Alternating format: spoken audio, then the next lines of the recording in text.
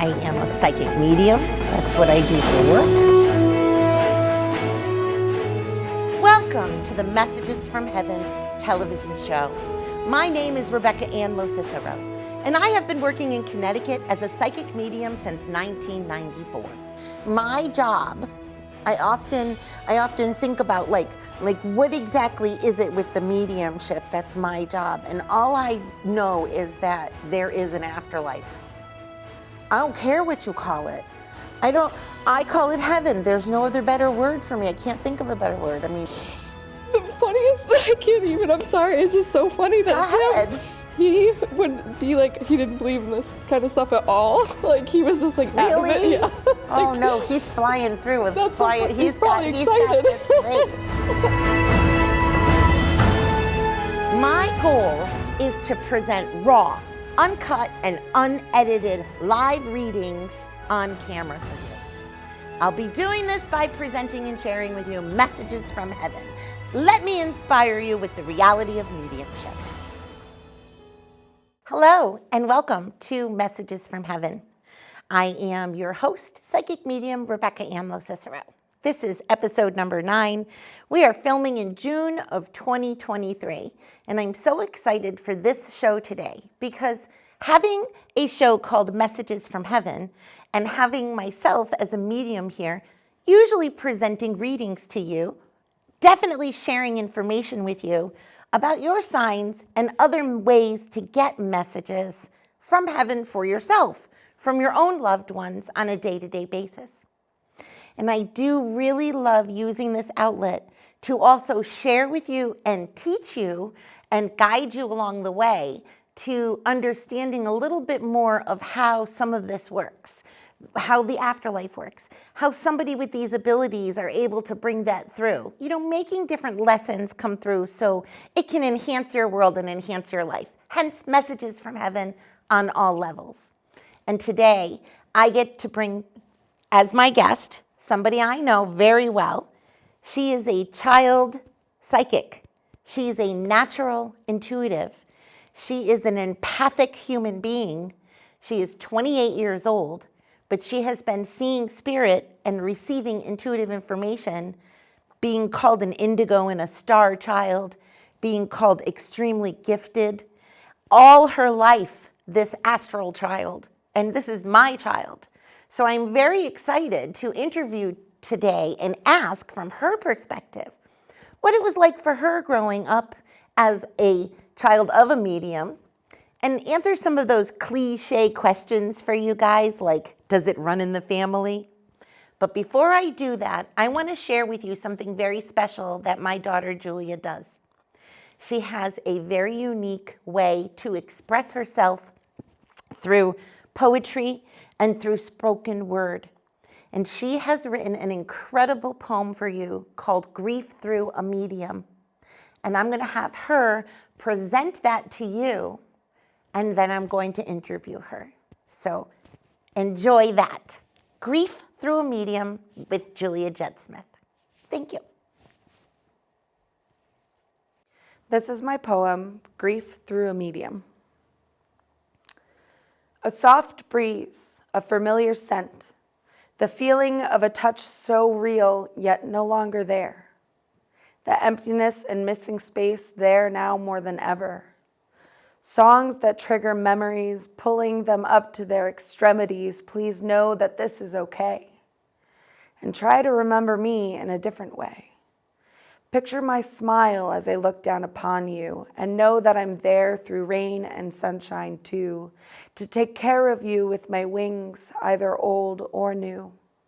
Know that I'm lifting you up and holding you close through good days and bad times the most. Smile back at me when a feather crosses your path. Laugh at our memories that will always last. And when the bird of my soul flies by you, just know that I am visiting you. I warm you with my spirit through the flame of the candle that you light for me. And as you do, please try to set some of your grief free. Play our song and dance with me and release some of that energy.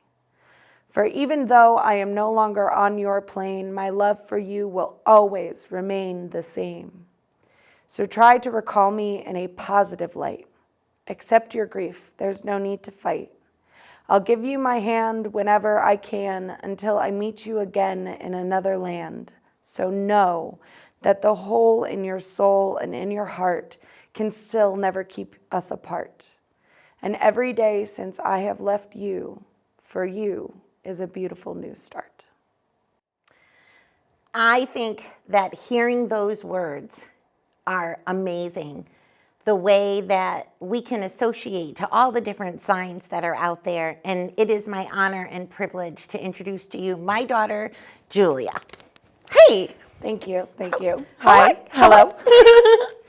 I'm excited to be on tonight. I'm excited to be part of this awesome project that you have and that you're doing and sharing everything with everybody out there. So I think that it's absolutely incredible. Well, thank you for being on. I know that for me, as it's one thing to go out and to be in the public eye and to talk about mediumship and just to put everything that I do psychic out on the line all the time. And then to have you, my daughter, come on and just kind of, not that it's outing you, because you're out there doing your mediumship and your work too, but it is a lot. It is, we joke, like, we shouldn't fly somewhere together and work because there might be an earthquake, and we walk in and lights start blinking places. Like earlier when we came in. Yes, absolutely. But you've grown up this way. So one of the very first questions that I get when I'm talking about you, me having, or you, when somebody says, oh, your mom does that too, it's like, oh, so does it run in the family, Julia? So my answer is always no. So for me, there's always that debate between a gift and an ability. And for me, as much as I am gifted, I do believe that it's an ability. I do believe that almost anyone could do it. Now, that being said. Almost anyone? Anyone. Okay. Probably anyone who would be willing to do it would be able to do what we do. I think that the difference is I grew up in a household where it was just known that spirit was there. It was just known that spirit was able to communicate with us, that spirit was able to send us signs. Losses were explained to me in such a way that I knew what mom did for a living, and I knew what you did. I was able to say that makes sense to me. And so I think that the kind of same rule applies for almost musical instruments. Yeah. If you get raised in a household where there's lots of musical instruments, where you're picking that up at a very young age, you're going to be better at playing them than most kids who start. Or at least you'll know what's in key and what's not in key. Right, exactly. And so growing up in that environment, I feel like it absolutely helped my ability to be able to read later on. Well, there were many, many, many years where you knew what I did, and I wouldn't tell anybody. I would keep it as quiet and under the rug as I could because you didn't necessarily want it. It's like a stigma in a sense. And kids are cruel. Kids can be cruel. Okay, yes. And so I think that had a little bit about it, and which is so awesome that society has changed so much that it's no longer something that's so taboo. That, my siblings can go through life and be proud, and it was something that unfortunately I felt had to be a secret, which is ironic because now I'm doing it myself. So I know. Well, you used to do all kinds of things that were, all right, so when I was pregnant with you, I knew I was having a girl. And back then, or where I was, because you're 28 now and I'm 50 now, there wasn't exactly all that equipment to know what you were having.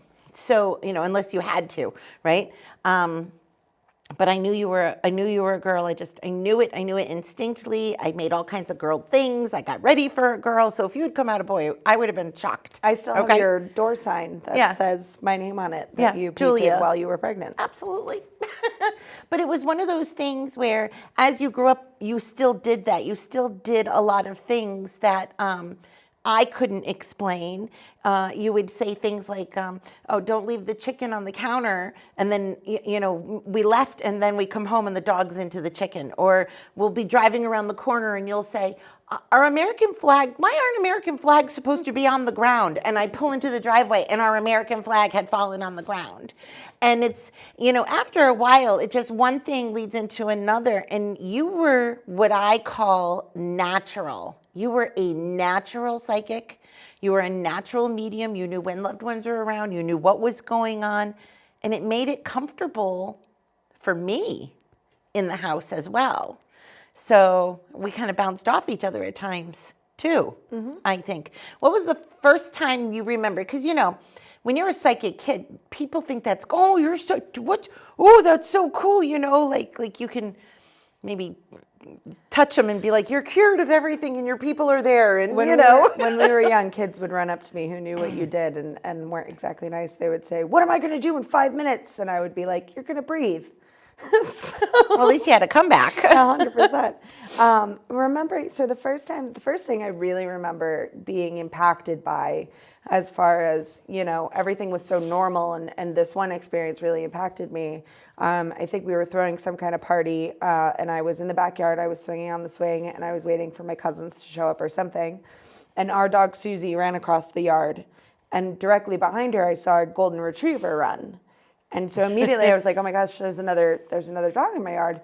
And then I realized the golden retriever was gone. And it felt to me, and I don't remember how old I was. I was young. You were young. Like 8, 9 maybe. And it felt to me as though it was a real dog. And so I had run into the house and you were sitting at the table and I hadn't known that she had arrived. But our family friend Mary Ann had showed up. And I was like, Mom, I saw a dead dog. And what was awesome for me as a mom and way probably profound for Marianne was as you were seeing the dog and you ran in saying that you saw the golden retriever, Marianne was sitting there telling me how her sister was spreading their golden retriever's ashes on the beach that day, and that's why she wasn't at our house. So the dog came to me as a thank you and telling Marianne it was okay that she wasn't spreading the ashes, that she was at the party. So it was a hello for her and a I'm okay and I'm happy. From an animal. Which was really cool. That is kind of cool. Weird, but cool. You can't really, So I find it interesting. I'm going to share also your sisters. When Susie passed, your sister and I were standing in New Hampshire at a mountainside, and we weren't with Susie. And she said, oh, look, there goes Susie flying across and she kind of stopped because she realized what she had just said. And it was when our dog had passed. So now that I think about it, both my daughter's first experiences that I experienced with them were both with animals. That's awesome. Yeah, that is kind Too of bad cool. we can't do that now. Well, you never know. Well, you wrote this poem, and every time I hear it, it brings back all of these. I'm going to be really specific, and it's a word that you used in here too, but I'm not exactly sure where. The triggers. It's triggers. A lot of people, when I say, what is your sign for your loved one? They're like, oh, I don't have one. Well, don't you want to know they're around you? Well, maybe. I mean, of course, And it dawns on me, they don't necessarily, not everybody necessarily has a sign or wants a sign because it's a trigger for grief. Have you learned that? Yeah. Yeah, I figured that one out not so long ago. However, I'm an avid believer that it's the signs that they can get through to us. Correct. Okay, so when I have a list, so we can go through them. So I thought we'd bounce back and forth, and we could even kind of do it as a game. So I'm gonna quiz my kid. Name for me at least 5 bird signs, because we love our birds. And because when I'm outside and I'm thinking about my loved one and a bird comes by, I know that that bird can see, hear, and feel my loved one in spirit. So I know that they're there because heaven's in the room and okay, what's going on, right? And probably the same thing with all animals. I know it's the same with us. We're like, oh, there's spirit in the room, It feels good. But name 5 birds. So hawks and eagles are 2 big ones for me personally. Okay. As far as signs for loved ones, and then you have your eagles. cardinals, your blue jays, and then I need one more apparently. I do have to say that flamingos is one. I don't even have that on the list. You don't have that on the list, and that is one that has come through a few times in some readings as both the animal and then like figurines or just flamingos as in general. As a sign. So when somebody sees a flamingo, they think of their loved one. All right, that's pretty cool. I also had a crane, Yes. like the blue, like the herrings, a crow. Okay. And how about the doves or the pigeons, however you want to call them? They're two totally separate things, but Well, there's also seagulls. yep. Or there's other birds that people, like water birds. I say the water birds. I always say as a rule of thumb when it comes to signs that it's both seeing the sign and getting the feeling, or seeing the sign and thinking of them. And so I've heard you say, and I say in my readings as well, there's two different types of people. There's type A that sees the cardinal and says, oh, that makes me think of my grandma. And type B sees the cardinal and goes, hi, grandma. And so it's kind of a combination of those. And so even if it's an off season, like cardinals aren't around, and you go into the dollar store and there's this whole figurine of beautiful cardinals, and you get that feeling, you get that moment, it's still a huge, huge hello, which I think is really cool when it comes to As long the as you're getting the birds. feeling. Correct. As long as you get that. And it's just a tinge, and sometimes you could even call it a trigger, because it might give you that pain of grief, but it also gives you that Comfort of hello. moment. In order to acknowledge a sign, you have to acknowledge that the person is no longer with us, and that's why they're giving us the sign. That's a hard step to get through sometimes. It's a layered So experience. I'm going to say, okay, so those are the birds. I love the movies. I'm going to pick movies and music. But I do also want to know why you have the eagle and the hawk. But I'm going to fast forward to the movies. Wizard of Oz, Somewhere Over the Rainbow, Dorothy with all of her friends. You've got the Tin Man in the Heart.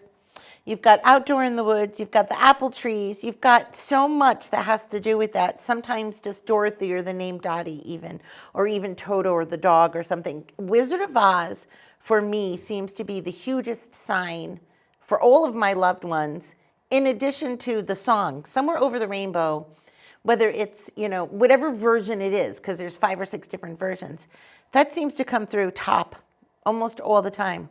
But I'm a music lover. Do you find that people will get certain songs for music? I will literally put Pandora on and go take a shower or go do something, and I'll hear Somewhere Over the Rainbow, and then I'll hear it again, and then I'll fast forward it, and then I'll hear it again, and I'm like, hello, So I heard you. For myself, I had an experience where I was driving, and a friend of mine had passed away, and Highway to Hell came on when I was playing my playlist, and I was like, Highway to Hell's not on my playlist, and I pulled over and I checked, it wasn't on my playlist. Oh, that's cool. So I listened to it all the way through, put my playlist back on, let it play, a song played, and then Highway to Hell played again. And I was like, whoa.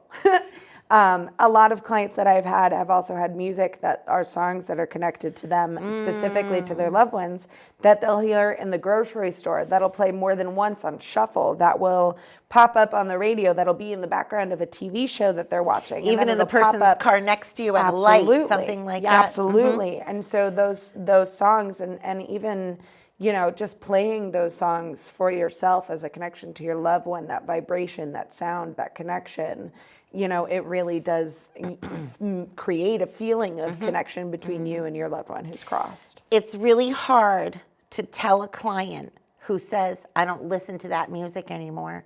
I don't play their playlist. I don't put that radio on. Because I always think, well, that means that your loved one is sitting with you and not listening to music also.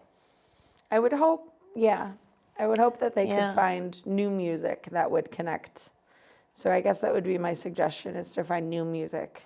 And still let it connect. And still not let it to connect. avoid it. Correct. Well, All right. What other ones, signs do you think? What else should we go to? So a big one is electricity. We could talk about that one. Oh, I love electricity. Spirit, it can often be electric. I'm sorry. Boogie, Boogie, woogie, woogie, woogie, woogie. woogie. I knew I wanted to. Okay, go on. That's for all of those out there who can't hear the word electric without hearing that in Boogie, the boogie, background. boogie. It just happens.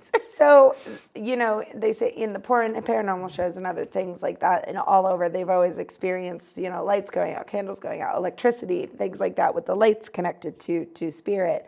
And so I've heard you say in the past, what always cracked me up was tighten your light bulbs before you replace them if they were a jokester. Which has always made me laugh. True. And it is true. The lights flickering, car lights, street lights as you drive, lights and electricity is very, powerful, as well as the radio. It doesn't necessarily have to be music, but Do you it can be remember messing when with the Grandma radio. died? Oh, We tried try. to get out of the car. Spirit in the Sky was playing. We turn off the car. It's still playing. We turn the car back on. And not only was it playing, but it was playing, but it wasn't showing that it was playing. No, it was and we couldn't stuck on talk about the number. electricity, lights blinking. I say that we're made up of three things: water, bacteria, and electricity. I know that takes a lot of the spiritual aspect out of it, but the electricity itself is an amount of energy in motion that can absorb and release and move and is fluid. And I think that electricity is super powerful. I've had the garage door open. I've had fans go on. We've had all kinds of lights and things, flicker around when we're working. That's spirit. That's letting you know they're around. People don't always wanna. I mean, haven't you had experiences where a dead person has called your client while you were reading them? Yeah, that's pretty cool. I mean, your phone will come up and people look at it and they're like, Yeah. Totally. And you have to expect it too. If you don't believe it'll happen, it's kind of hard to even pick You have it up. to be open to it, absolutely. How about smells? Do you smell when you're reading? Yes. Okay. One big one, a new one, because, as I read, everything's always shifting and changing for me as far as the way that I'm reading. But a new one is I'll smell wood shavings. If somebody was a woodworker, like the smell of of like floors being done, or wood shavings, or like a saw, and so that's a smell that I've been getting a lot. I can smell if they smoke. You'll smell the I can wood if smell they're the really rosy perfume or the baby powdery perfume. I can smell those things distinctively, but I don't. Other than that, not really. I'm Because not I a big think five sensor. But I think. Do you see things? Do you smell things? Do you hear things? No. Correct. Okay. But I think that signs for somebody that have to do with those senses are very important. And I did write a couple of things down. Smoke is huge. If somebody doesn't smoke and they're in their car and they're driving somewhere and a song comes on the radio that makes you think of your loved one, and all of a sudden you smell like the menthol cigarette that they used to smoke, they need to be saying hello to their loved one. And here's the other thing that I think people think too. When they get signs, sometimes they start to think, what does my loved one need to tell me? They need to talk to me. I need to get to a medium. I need to know what they want to say. Not always the case. It's not. A lot of it is just a hello. For hawks, I said hawks are important to me. The other day I was on my way to a reading and was very anxious just in general. And a hawk flew down and I saw it and I slammed on my brakes. And if I had been going any faster, I would have hit the hawk on my windshield. And I slammed on my brakes, and in front of me, I watched somebody blow the stop sign right where I would have been, right in that moment. And so that's all my loved one had to say to me. That was it. Just, you're good now. Just, hold on a second, and then you're good now. So, and then it's just hello. It's not always a message. Sometimes it's just, I'm that here. sounded like an important message because you're still here. I guess so, yeah. Do and I can see things like that. So, but at the same time, they have to recognize that it's there. How about dreams? Talk to me about dreams. Because, loved ones, sometimes they come into your dreams. It's not always the prettiest dreams. They're not always talking. They're not always letting you know what's going on. But I think dreams are always visits. I find that in a lot of my readings, when people do dream of their loved ones who have passed on, they do not speak. I find that to be a very common theme. And for me, it's just, I'm here, is kind of what it is. It's just, I'm here. I find that children often will dream and tell their parents about the dreams of their loved ones being in it. So if an aunt or an uncle, they'll talk about the things you used to dream about. I mean, yeah, absolutely. Oh my goodness. And I think that dreams are a message, and sometimes it comes through and your grief can be tangled up in that dream, and sometimes those dreams are not always the most positive. That does not mean that your loved one is not okay. Let me repeat what you just said. The grief you feel can get entangled in the dream, which could make the dream not feel as positive as you want it to be. Correct. That's because we're human. It's still them trying to give us comfort, trying to just be there through that grief. True. I have so many questions for you. So let me skip through some of this really quick and add in when you think of some. I have wildlife like deer, turtles, bats. I was doing a reading once. Dragonflies, butterflies. Now we're to bugs. Oh. That's the bugs, right? We got butterflies, dragonflies, spiders, ladybugs, houseflies. I had a reading once. This lady was sitting there and she's like, well, I don't know, should we do this? And, and sometimes it's the concept of whether it's religiously good or spiritually good. And up on the window comes a praying mantis. Just poop, pops up right on the screen. And she looks over it and she's like, oh, okay, I'm good now. And I was like, okay, but I'm not. And I need to go take pictures of this because a praying mantis just showed up during your reading. This is cool. Like, that's great. I'm like, stand next to it because I'm like, that's what you asked for, and that's what you got, and not everybody gets things like that. Flowers. Somebody could be sitting here going, oh my gosh, pink flowers, that's my mom's sign. Pink flowers, I'm watching this, that's my sign, that's my loved one's sign. So right now, you could be a sign. Can you imagine? Items. Coins. Hearts. Hidden hearts. That's a big one that a lot of people have. Hidden hearts could be, if you're looking for signs from a loved one, you could find that the stain that your coffee stain is a heart, or a crack in a sidewalk, or a leaf that falls, or a scribble that happened, or just hidden hearts in different places. A hidden heart. Like a search and find. Almost. Okay. And they'll pop up to you, that stain just happens to look like a heart, and it's just hearts hidden that your loved ones are just sending you and making sure that are vivid enough to you that you can see them. That's a cool one. I like that. Feathers. Big time. Huge. Shooting stars, of course. Physical things. What about people feeling things like somebody sitting on their bed? That's happened with animals. I'll be the first to admit, I thought that it was a living animal on the end of the bed, and it wasn't. I was like, oh my gosh, when I sat up and looked, I got a little nervous. You'll hear that sometimes in older couples who had been together for a very, very long time. They'll be laying in bed and they'll feel their partner come to, bless you. Excuse me. Sorry, live TV. They'll be laying in bed and they'll feel their partner come up and sit down on the bed to get into the bed. Sometimes just their existence of being there as well, as far as physical stuff. And then you go so far as to have, open cabinets. Yeah, cabinet doors can open and things can creak. That's like physical stuff. Sounds or being touched, like having somebody pull your hair. Yep. I've had that. And then I'll circle right back to you. How about the way children seem to know? What is this about this knowing that you had as a kid? Because I may have had a knowing because I've always thought and felt and spoke the way I did. I don't really think that changed as much.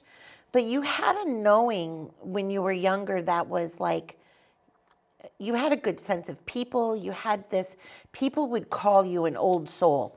They would call you, I had people pull me on the street and be like, your kid is an indigo. Look at her blonde hair and her blue eyes. She knows where she came from. And like, just throw all this, and I'm going to be kind to a lot of these people, but some of them were crazy.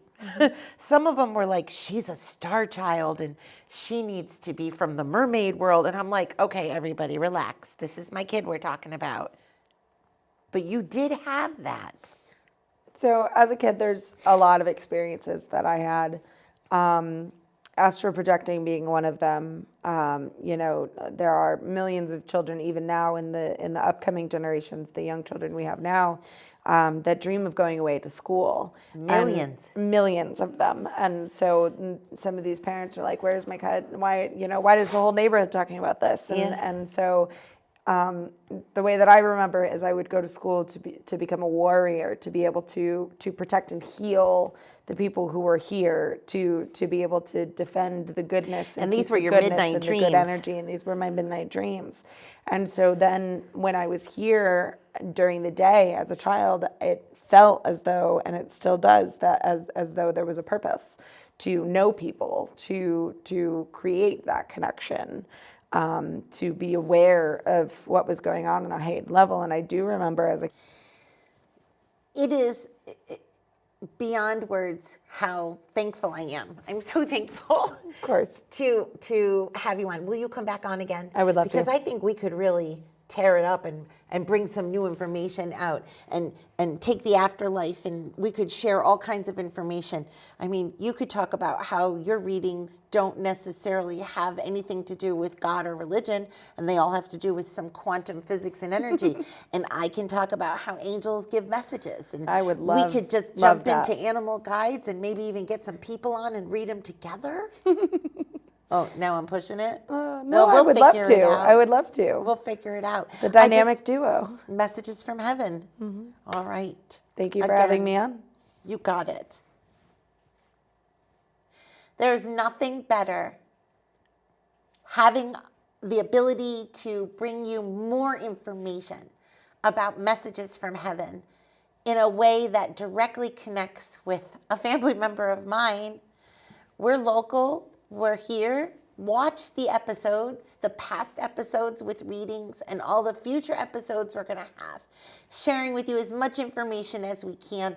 You look for your signs today. You make sure you pay attention to every bird, bug, smell, sound, or electrical buzz. And if you know it's from your loved ones, you make sure you say hi back and get that next sign again. And until we meet again, Wednesday nights, Messages from Heaven. I'm Rebecca Ann LoCicero, and thank you.